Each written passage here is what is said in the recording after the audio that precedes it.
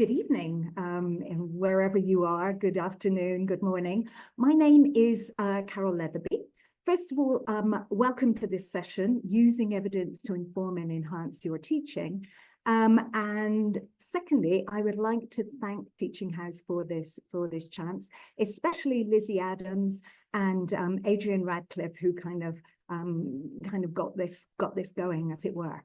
All right, as James mentioned, I am based in California, in San Francisco usually, but I am actually at the moment coming to you from Guadalajara, Mexico, where I do spend a good deal of my time. All right, what are we going to be looking at today? Well, basically, we're going to be talking about evidence-based teaching. And you may be asking yourself, well, what is evidence-based teaching? What are you talking about? Well, basically, it means looking at research and evidence and using it to guide, inform our teaching. And this also, of course, asks you to think about the role of evidence in teaching. Now, we argue that it's not about turning teaching into some kind of exact science. We know that that's not possible. There are way too many variables involved in language teaching. But evidence, together with context and your own experience, these are the things that are going to help you. And evidence is one of those things. Okay, this is the definition that we have been working with in the book that I'm just going to talk to you about. What we're going to consider today is how we can use evidence to inform and enhance classroom teaching. All right, this is the book that I have been working on for some time with my colleagues Russell Main and Patricia Harries. And we were fortunate enough to be finalists for the Eltons when this book first came out a couple of years ago. So I'm going to be talking today about this and just giving you some kind of overview of evidence-based teaching and a few ideas about it. All right, the first thing I want to mention is why do we need evidence-based teaching? Well, aren't we fine just as we are? But I think this sums it up very nicely. This is a quote from Pashler and colleagues, and they say that, we know from the research that our intuitions and beliefs about how we learn are often wrong in serious ways. And I think that's something, as teachers, we have to take into consideration. You may think that something works, but very often the evidence will show you to the contrary. Okay, so three main reasons, I think, why we should focus on research and evidence. First of all, we may be underusing strategies which evidence research actually shows are effective. And of course, conversely, we may be overusing strategies which the research shows are not really effective. And the third reason, and I think this is what we are looking at today, this idea of validating what we do in the classroom. So knowing that what we do in the classroom is good practice because there is evidence to show that. And I think this is very reassuring for teachers, isn't it? To know that what you do has some kind of research base behind it. Okay, let's get us started then talking about evidence-based teaching. And to get us started, I'd like you please to have a look at this statement, two statements, and I'd like you to decide which one do you think is more true. Okay, and I'll give you a few seconds to do that. And please just write number 1 or number 2 in the chat, but don't press enter yet until I tell you. Okay, so, I'll give you about 5 seconds to consider these two sentences and which one you think is more true. All right, motivation leads to learning, or learning leads to motivation. Which one do you think is more true? I'll give you 5 seconds to think about it, write it in the chat, and then I'll tell you to press enter.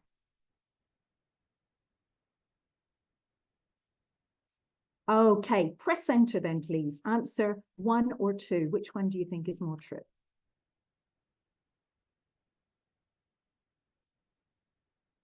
Okay, I love this. Ones and twos in there.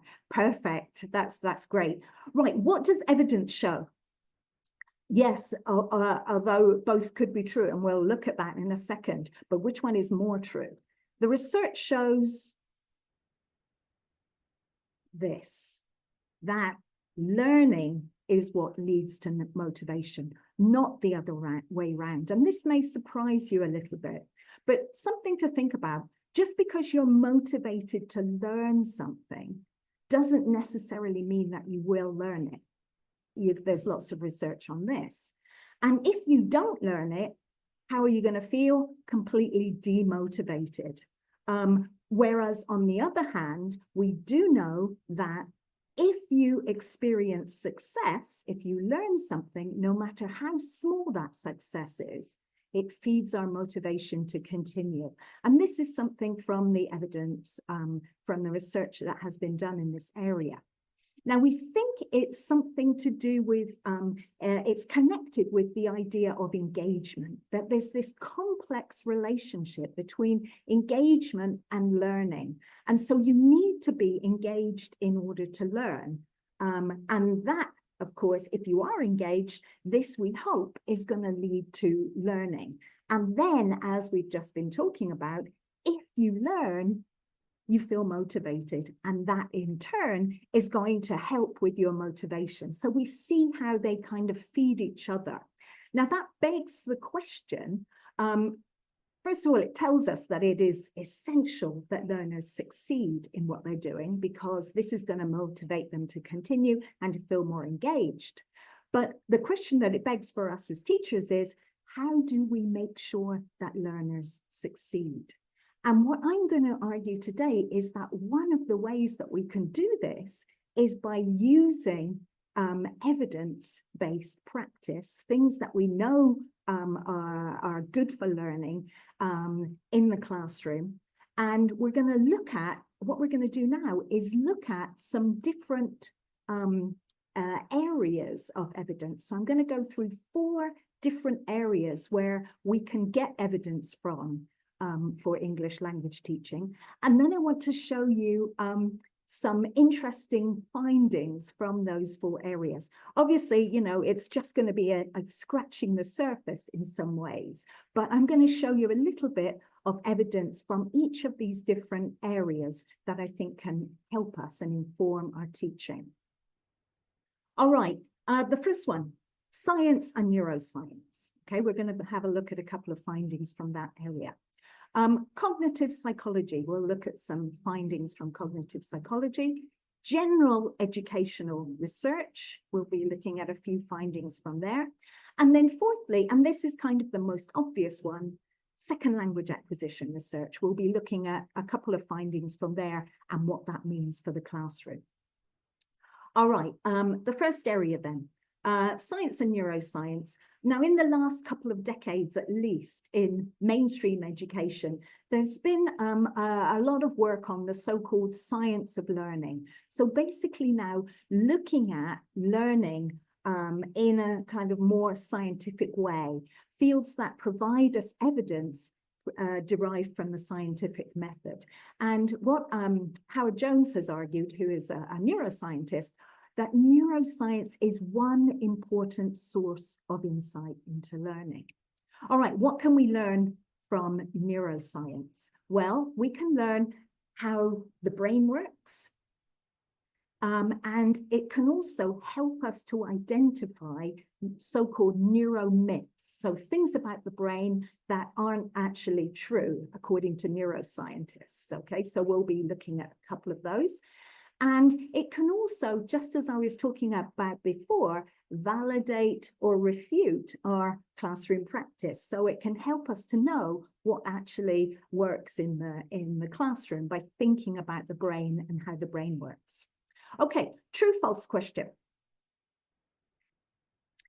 You've all heard of learning styles, this idea that, if you teach to someone's preferred learning style, if they're visual, auditory, or kinesthetic, that this will improve learning or enhance learning. True or false? Okay, pop it in the chat.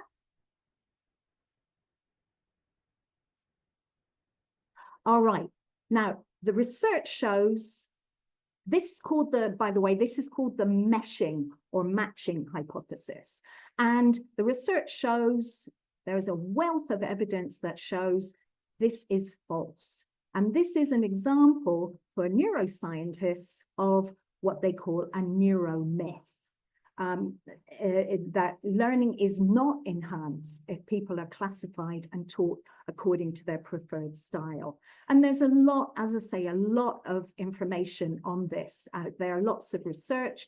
Rogowski has done a lot of experiments and studies in this, no evidence to support the meshing hypothesis. And they've concluded that matching instruction to meet a student's auditory or visual learning style had no effect on student achievement, okay? And that, you know, that kind of works in terms of it's hard for people to actually identify their own learning style, and then matching it doesn't enhance their learning. All right, but what neuroscience does show us is that, for example, learning foreign language vocabulary with gestures is more effective than just learning it through audio-visual modes, okay? And this is something they've done, these kind of weird neuroscientific experiments looking at this. And we think this is because meaningful gestures lead to deeper encoding, stronger or better neural connections of the new word. And we'll be talking a lot about that, this idea of connections and connections in the brain, these neural connections. This is from a book by Barbara Oakley and colleagues, and we think this is why it happens. And what I think is the most interesting of all is that it works not just for abstract nouns. So imagine if I introduce the word violin and I do this gesture at the same time, and the learner learns that gesture for the word violin. You know, it's a concrete gesture, isn't it? It also works for abstract words, like democracy, for example. Introducing it with some kind of gesture helps the learner to remember it better. All right, more of that later. Next, true or false question here. Now, we've all heard this idea of left brain dominant people having, you know, being more analytic, right brain dominant people being more creative, artistic, etc. According to neuroscientists, is this true? Do differences in hemispheric dominance explain individual differences amongst learners? True or false? Okay, let's have a look. We've got true, false, false, true, false. Okay, a lot of false going on there. Yeah, yes, this is absolutely false. All right, there is no evidence for this. We know that the brain is super interconnected, and we know that both hemispheres are used for processing both logical and creative tasks. And there's been a lot of research in this area, a massive study in 2013 with over 1,000 students involved. No evidence that some people have better connected or more dominant left or right brain networks. And someone who was involved in the study even kind of published a blog on it and said that this idea has no support in the neuroscience community and actually flies in the face of decades of research. The brain is interconnected, and that's really important for us to know. All right, in terms of ELT, we know too, there have been experiments that have said that language learners have shown that language learners are using both hemispheres when they're learning a new language, even though, of course, you know, we know that certain functions of language are in the left hemisphere, but the interconnected nature of the brain means that we're using both hemispheres when we're learning a new language. All right. Now, what does all that mean for us in the classroom? Well, I think the first thing it means for us is that we don't need to waste our precious classroom time finding out about learners' preferred learning styles, finding out whether they are left or right brain. And now we can focus on things that really do work, things that really do have an evidence base behind them to show that they work. All right, a couple of other things from neuroscience then that I think are interesting. First of all, the brain is plastic. We know this now. We know that the structure of the brain can change. This is called neuroplasticity, which you've probably heard that term before. And there are a couple of important studies that help us to understand this. The first one, this is one from 2000 by Maguire and colleagues. And what they did was they looked at brain scans of London taxi drivers and surprise, surprise, and compared them with people who were not taxi drivers. They found that the structure of their brain was slightly different. And they believe this is because of the nature of learning all the different routes that the taxi drivers had to learn for to take the test to be a taxi driver. All right, now another one from Dragansky. This one was about learning to juggle. So they scanned people's brains before, taught people then to juggle, and then guess what they found? That a certain area of the brain had changed its structure when these people had learned to juggle. Okay, so really interesting, but even more interesting, and I think relevant for us as teachers, when they stopped juggling, what do you think happened? They scanned them later after the people, you know, had forgotten how to juggle, couldn't do it anymore. And they found that the brain structure had changed and gone back to how it was before. All right, a couple other things then from neuroscience. This one's super important for us, and we'll be talking more about this as we go through. That activation of the brain, we can see using fMRI, which is brain scanning, functional magnetic resonance imaging. When we scan people's brains, we can see an area of the brain being activated when they connect new and old information. And I think that's really important for us as teachers, isn't it? And we'll be talking more about that in a few minutes. All right, secondly, super important for us, isn't it? That practice can reduce anxiety. You know, we know it as teachers, but it's nice to know that there's actually scientific evidence to show this. If a learner is having problems with a particular issue, by tutoring them, by giving them extra practice and helping them to get better at it, you will reduce that anxiety. So really great for us, I think, to know as teachers. Again, this idea of validating what we do. All right, that's in terms of neuroscience then.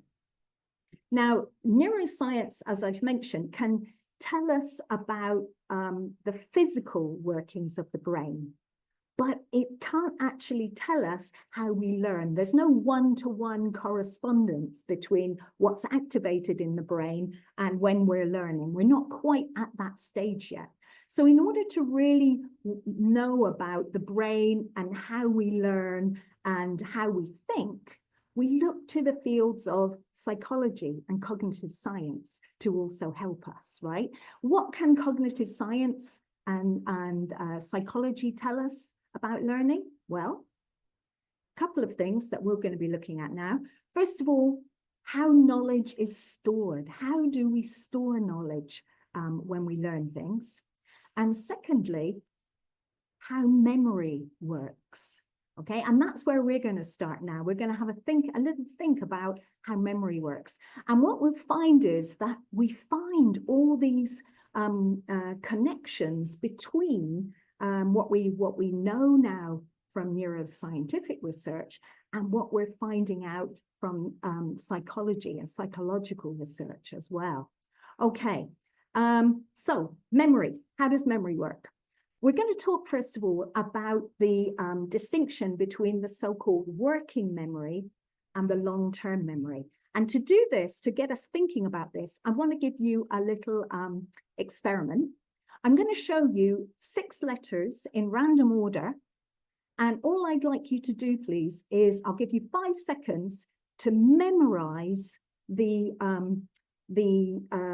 order, the sequence of those letters, okay? Don't write anything down, just look at them and remember the combination.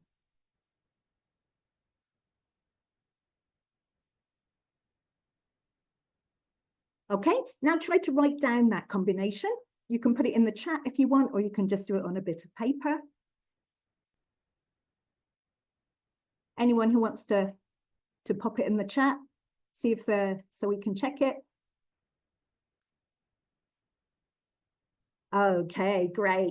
All right, let's see then if you got it. Here it is. Okay, now you were probably able to do that, right? You were able to hold that sequence for you know, just a few seconds, enough to write it down again. Now try it with this combination of letters. Again, I'll give you 5 seconds. Don't write anything down yet.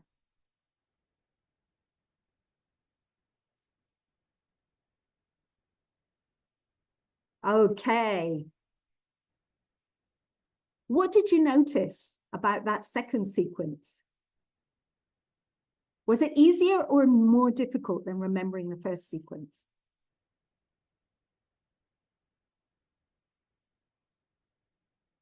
Yeah, of course. It was much easier, wasn't it? And that's because of how the short-term memory, the working memory, and the long-term memory work. Okay, so we'll be talking about that right now and looking, and then we'll discuss why this was so much easier for you the second time round. All right, so when we're thinking about how we learn then, we're talking about the working memory and the long-term memory.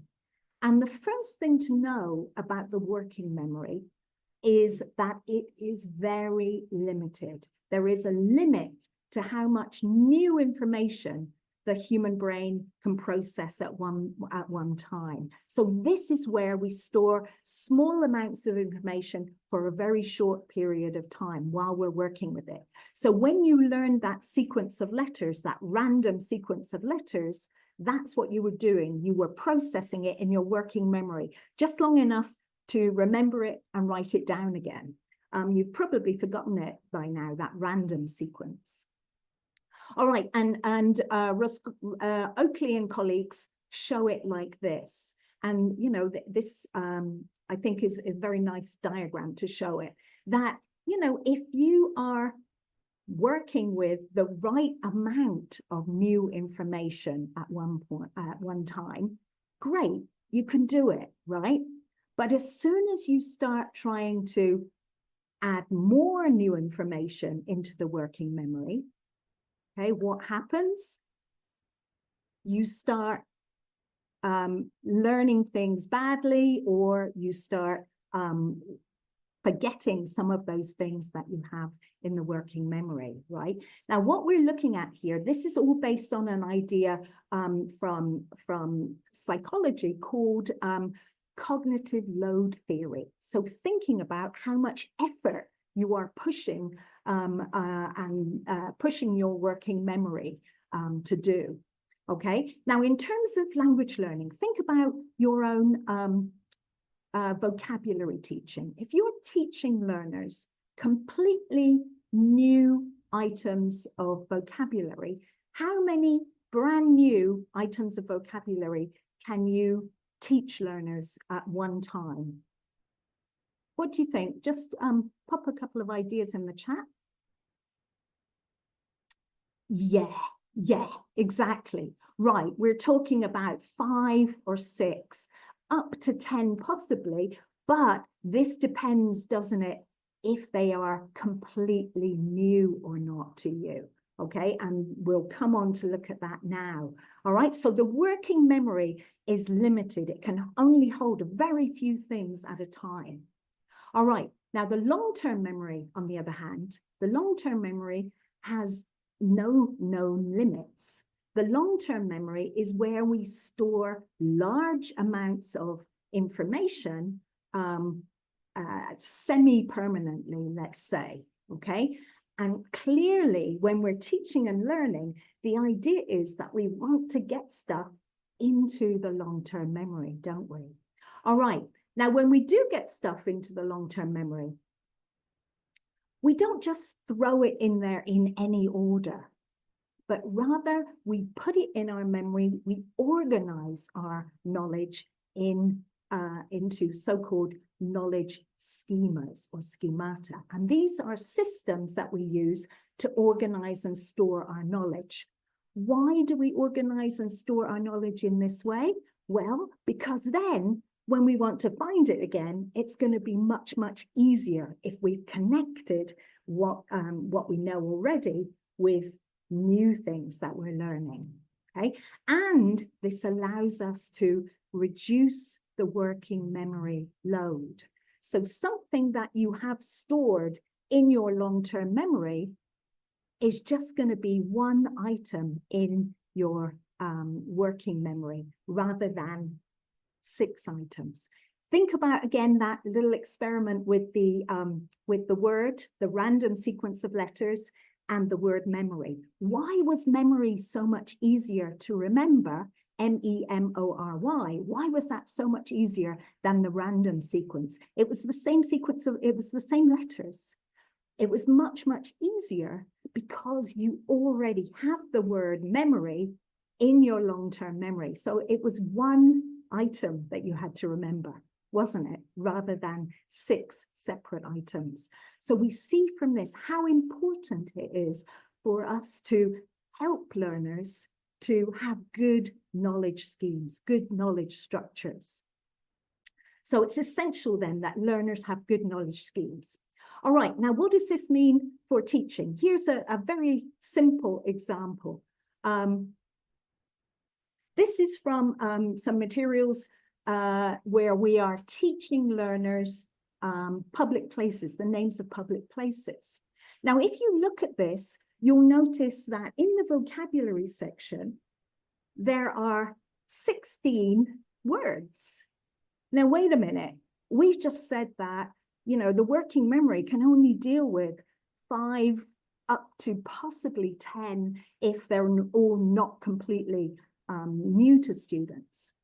Now, what we're saying here, though, is look at the ones on the left-hand side. Now, it's, this is a book that was specially designed for people who have Spanish or Portuguese as their first language.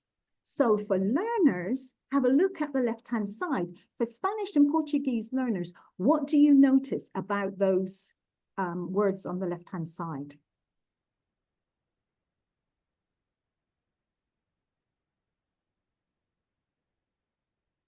Yeah, they're familiar with it. Why are they familiar with it? They're international words, they're cognates, aren't they? Yes, yes, yes, exactly.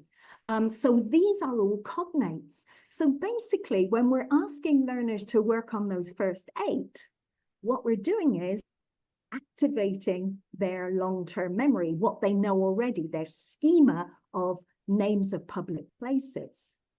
And that allows us then to focus on the ones on the right-hand side, about 8 items, which are much more likely to be brand new items for the learner. And what we're hoping that learners will do by activating what they know already is that they will then organize their knowledge schema and just take the new words and pop those into their knowledge schema of public places in English. All right, another thing then that cognitive science can tell us,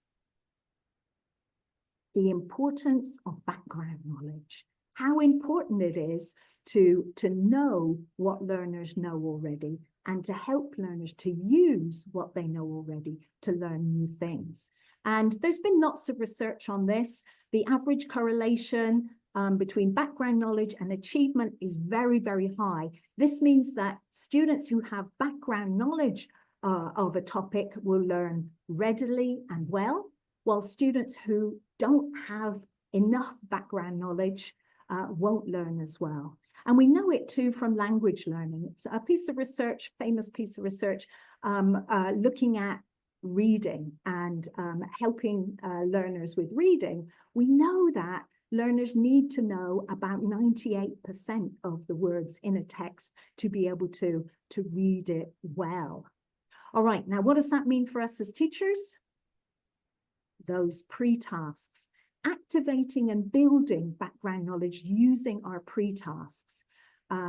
Okay, and especially for second language readers and listeners, and especially for beginner readers and listeners. So important. So they've got two types of knowledge that they're going to work on in the pre-tasks, right? So both knowledge of the topic or content and knowledge of the language. And again, the research validates this. The research shows us this. Here's a piece of research with first language readers, and it shows that when first language readers are asked before they read about a topic, what do you know about the topic, and they talk about it a little bit before they read, they will improve their performance compared to people who don't talk about the topic beforehand. And no surprise to know, it works also for second language readers, learners with pre-reading background information who were worked on the topic, the content that they were going to read about first, outperformed learners who didn't have any pre-reading content or background knowledge building. All right, so it works for content, and we know too that it works for language knowledge. This is a study from 2020, pre-teaching vocabulary before introducing a reading text helped both with reading and with vocabulary learning. This is fantastic, isn't it, for us to know? All right, example. Have a look at this text, please. Okay, just skim it through really quickly. All you need to tell me really is what is the topic? What is the text about? Okay, I'll give you 5 seconds to tell me what the topic is.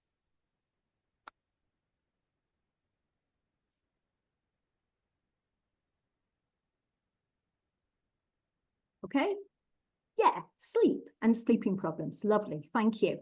Yes, so this topic is about sleep or sleeping problems, you know, a nice kind of very general topic, isn't it? Could we do here? What could we do here to actually get people, to prepare people, to give them the background knowledge that they need, both of the content and of the language that they need to be able to read this text? Well, here's a very, very simple example. And this was something that was used in the original version of this. Just a very simple picture. And it says, look at this picture, find all the reasons why this person might have problems sleeping, take it in turns to tell your partner. So basically, they're just looking at the picture and identifying what are the things that are going to cause you problems sleeping. What do we do? Activating what learners know already about what causes you problems sleeping. And of course, activating too and pre-teaching, if we need to, the language that learners are going to need. So things like ticking clock, lying down or being horizontal. So as much as possible, bringing in language that's going to be there in that text so that when learners actually do read the text, there it is. They can connect what they've been talking about with what they actually read in the text. New information gets added to what they know already. All right, so what we're talking about here then, by activating background knowledge, we can make sure that learners know the language that they need and know the content that they need.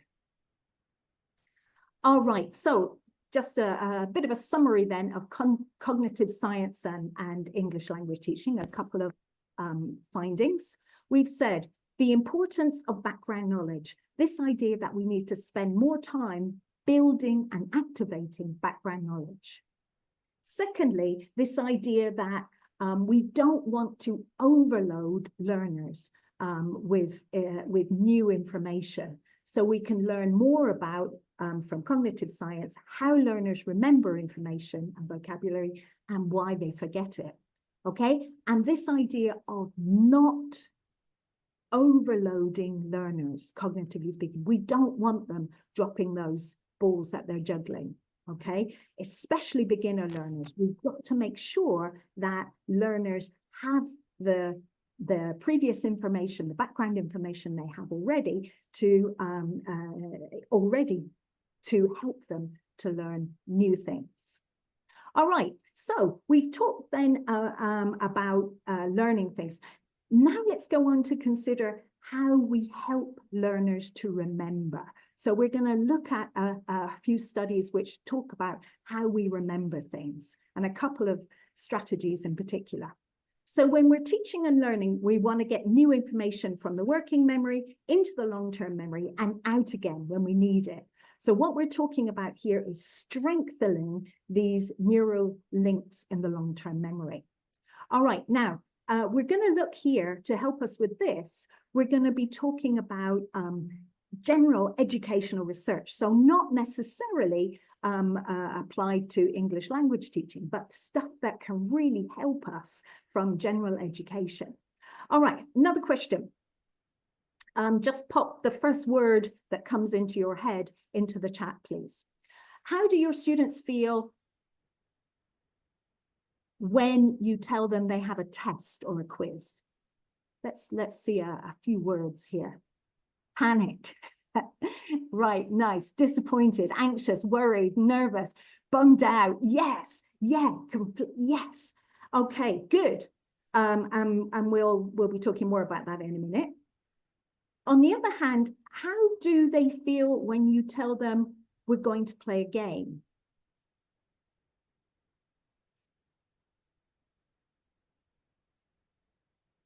Excited, happy, they love it. Yeah, they want to do it. Excited, amused. Yeah, happy. Exactly. Right, delighted even. Yeah, right. Now, so here's our dilemma, isn't it?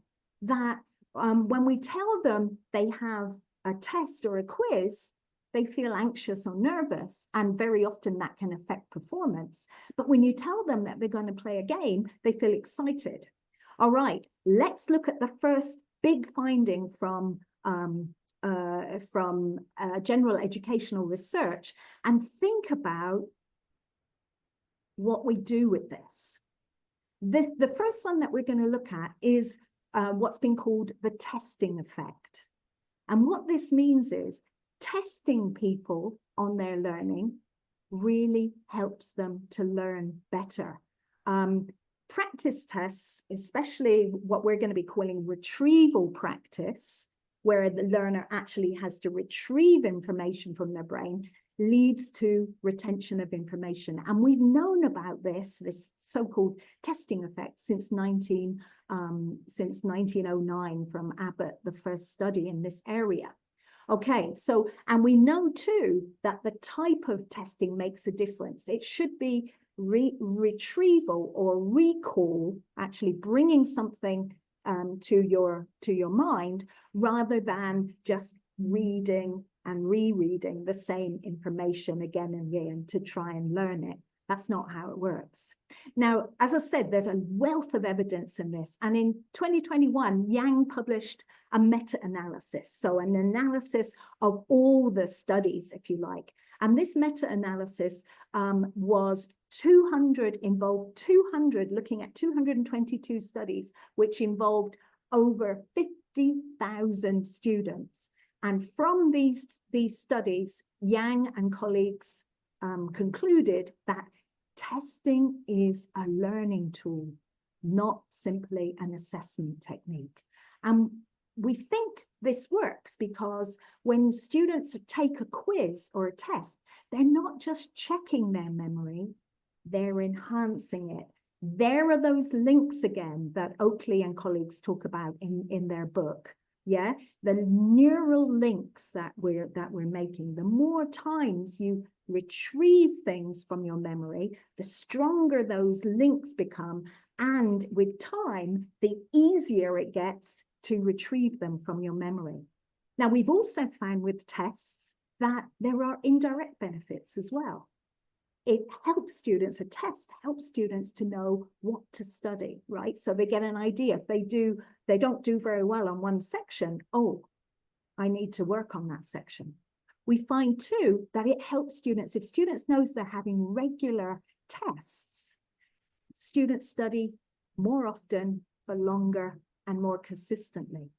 And thirdly, and this one is super for us too, students can overcome the negative impact of stress on memory. If they're used to having tests regularly, this helps them to overcome the negative impact.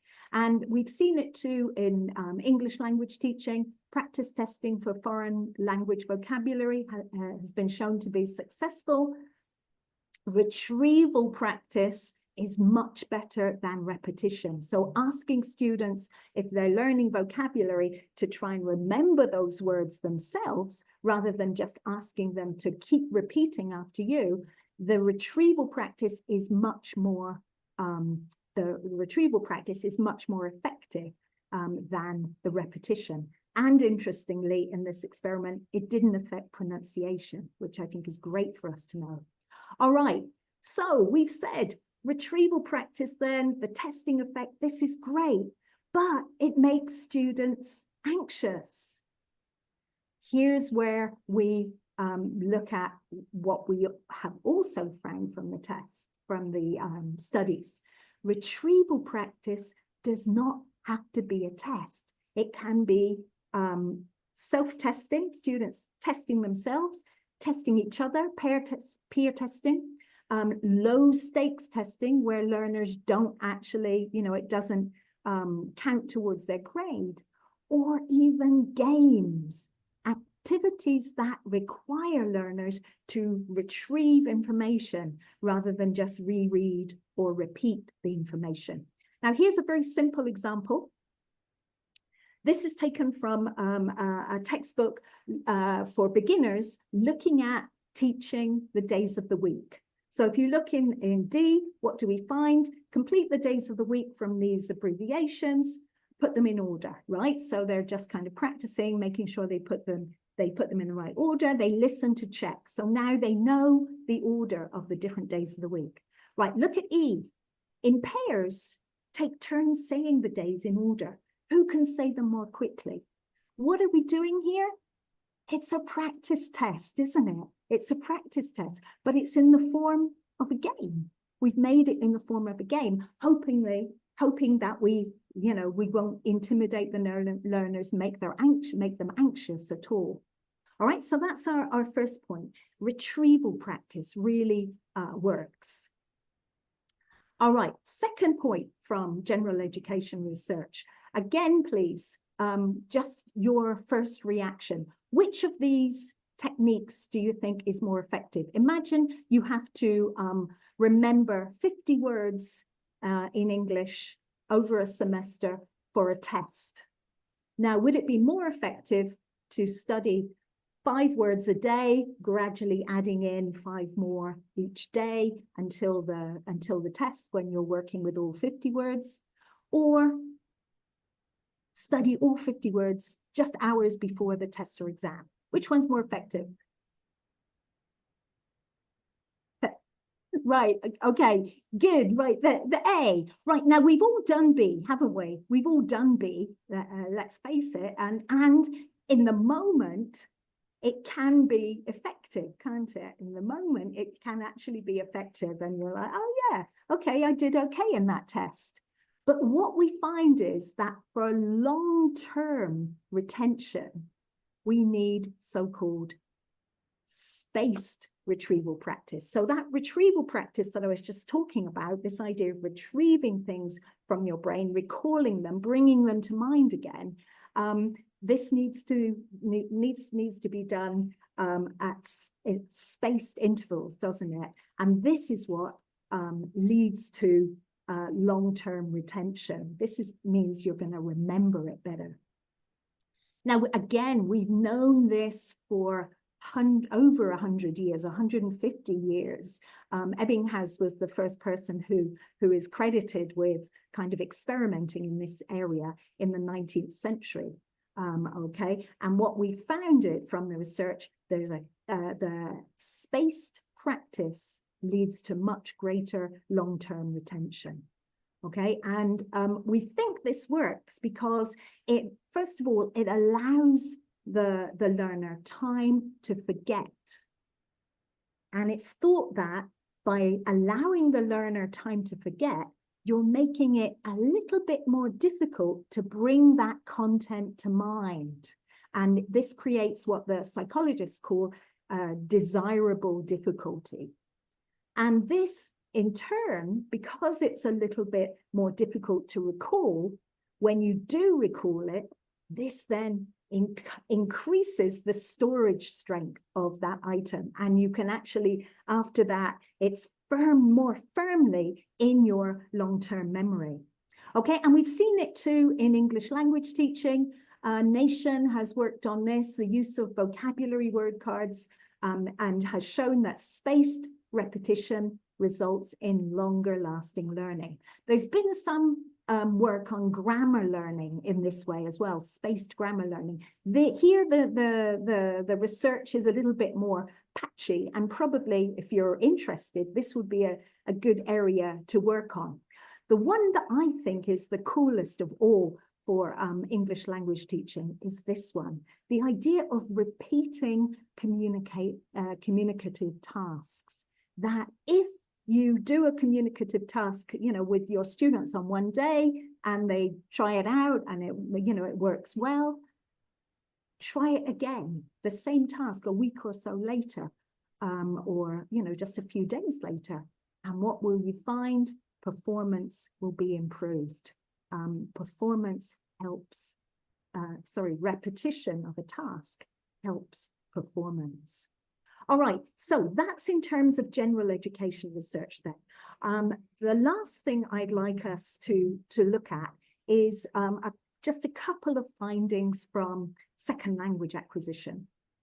3 findings I'd like to focus on. There have been, of course, a lot of findings in the last 50 years or more in second language acquisition research, but 3 that I think are super important.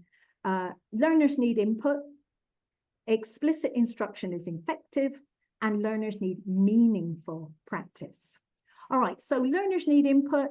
A couple of things here. The interesting part, I think, is particularly the work that has been done on extensive reading, especially with extensive reading, that reading outside the classroom, getting learners to get interested in and read in English as much as possible has been shown to be super effective.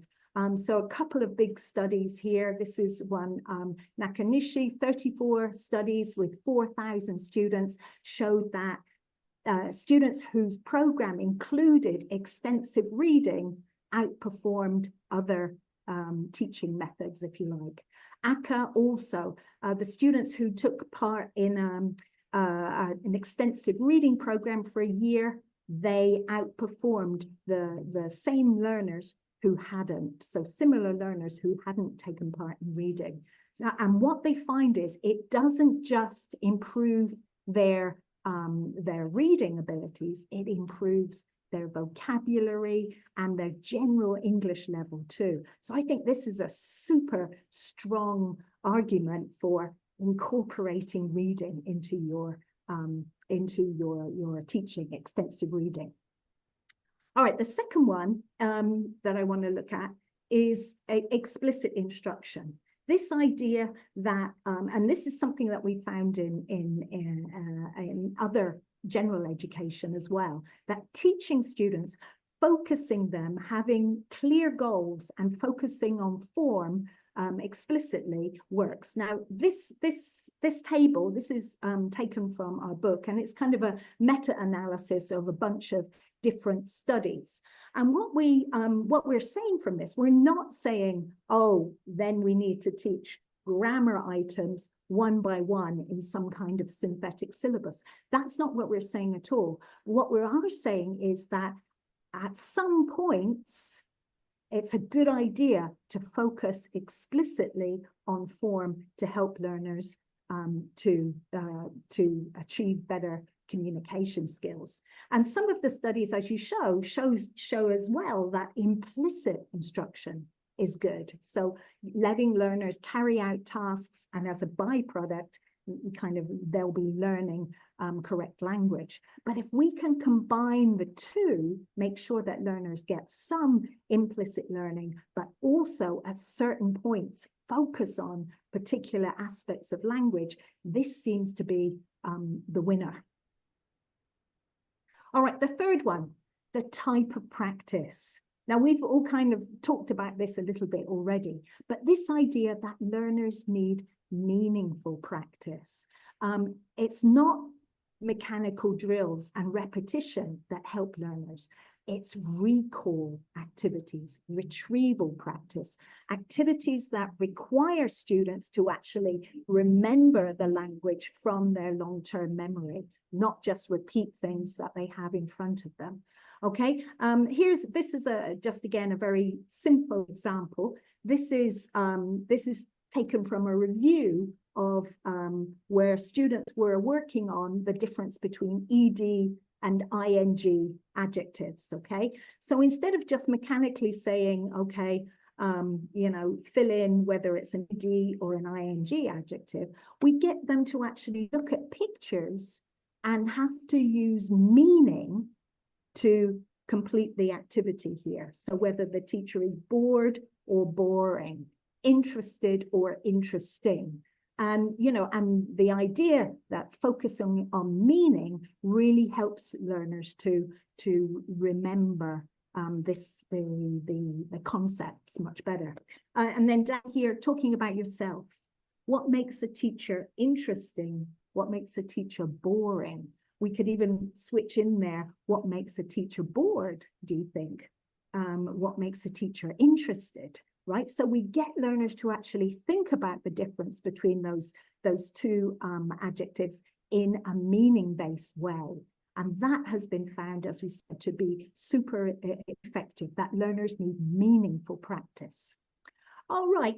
Good, everybody. That's what I've been talking about today. Then I've been looking at these 4 different places where we can get evidence from for English language teaching. We talked about science and neuroscience, the area of cognitive psychology, educational research, second language acquisition, and we've come up with a few kind of strategies that we use in the class that most of us probably use already, that have an evidence base to support them.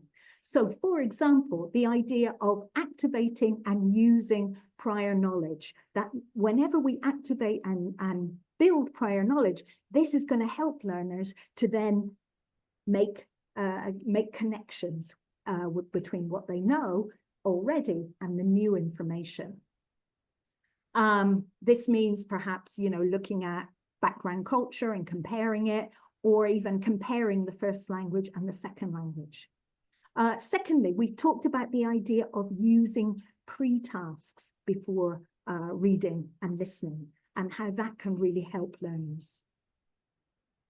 We've talked about the idea of not overloading the working memory, okay? Remember this idea from cognitive load theory, helping learners to organize new knowledge, because having their knowledge organized and having it in their long-term memory will help them when they come to do a task which involves working memory.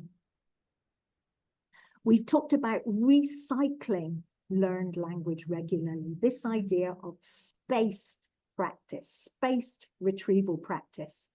And we've talked about this idea of using practice testing, but it doesn't have to be anxiety inducing. We're talking about how we can make it fun and meaningful for learners.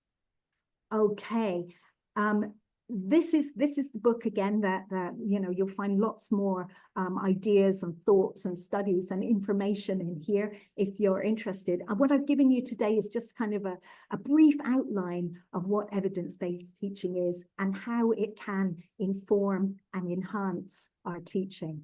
Thank you so much for coming, everyone, and I'll be very happy now to answer any questions that you may have.